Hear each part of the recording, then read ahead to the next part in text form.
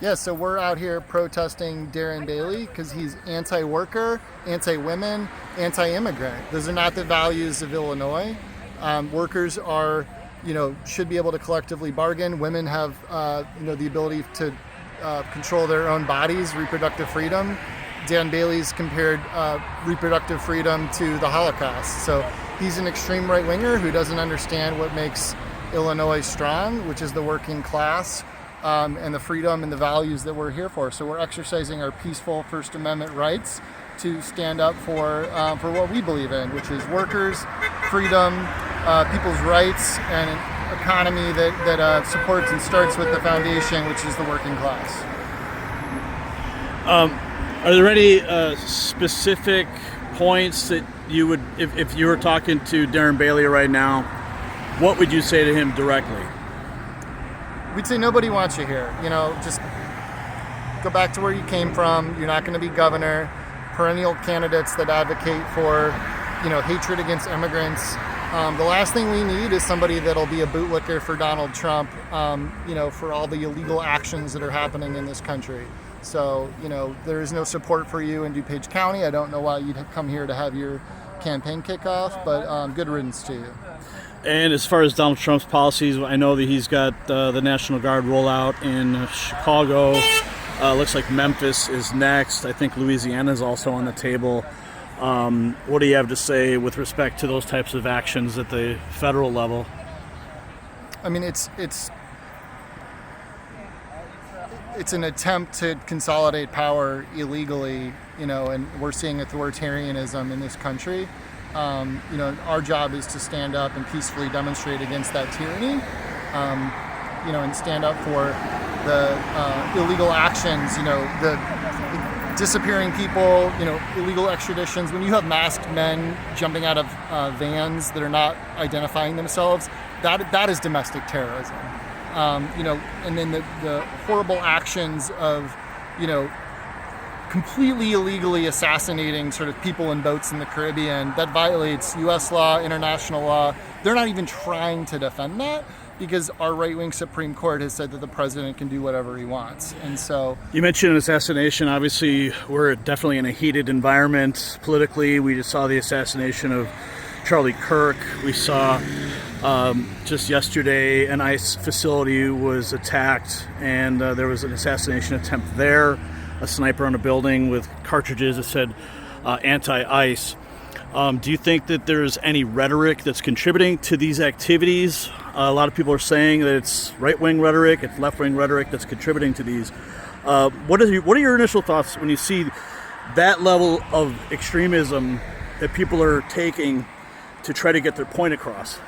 I mean, first of all, there is no role ever for political violence. It's horrifying. It goes against what we believe in as democracy, which is being able to, advocate peacefully through dialogue and through public policy. So hard stop in terms of that. There's never a justification for it.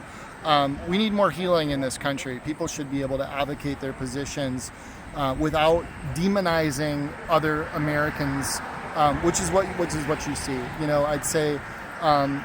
There are far too many guns in this country for people to be able to have easy access to assault weapons. But the rhetoric of dehumanizing immigrants, dehumanizing the left, is a major contributor. When you have authoritarianism actually happening, I will stand by calling our administration acting as authoritarians and fascists. Would never support violence. But do you think that when people refer to people on the right who they have their position or their speech when it becomes branded as fascist, Nazi, authoritarian rhetoric, do you think that can help radicalize a mind that is impressionable, and unfortunately sometimes these people tip over the edge and they act? No, I don't think that calling out actual authoritarianism is the problem. I think that we're a country of 300 million people, and when somebody acts alone, it's a tragedy. There has been too much political violence in this country for sure. There should be zero. The vast majority of it, or the large majority of it, has been on the right. But I think we can't draw conclusions from single instances, but when somebody grows up in a right-wing culture and then sort of has an understanding of the actual hatred that is coming, they need to understand that they can engage through the political process, through nonviolent peaceful protest. That is the action that millions of people are taking when they understand that we're facing tyranny. So calling out tyranny is not a contributing factor. People have to be encouraged to not dehumanize the other side, but it's really less about that than it is about engaging in dialogue and leveraging sort of democracy to be able to create the solutions we need to be able to all live in this country together. You mentioned engaging in dialogue. I just have to point out that was one of the things that Charlie Kirk did. He liked to go into colleges, engage in dialogue. Ultimately, it led to his demise. Do you think that his dialogue was too dangerous or too toxic, perhaps? I mean, a lot of people consider that to be a fact. I'll say this is a great example of two things are true, which is the one good thing I'll say about Charlie Kirk is that he believed in persuasion. He believed in engaging with the other side peacefully through dialogue, and that is the democratic process. His rhetoric and the values that he stands for are abhorrent to me, and I think that public square is a great place to engage in that. People shouting him down, not wanting him to come on campus is not hateful. That is free. That is First Amendment protected speech. So hate speech is First Amendment protected speech. Charlie Kirk spew a lot of hate speech, but the fact that he believed in peaceful, nonviolent persuasion is the one for sure admirable quality that I'll hold up for him. For sure, there are far more nefarious folks on the alt-right that have no interest in that kind of dialogue at all.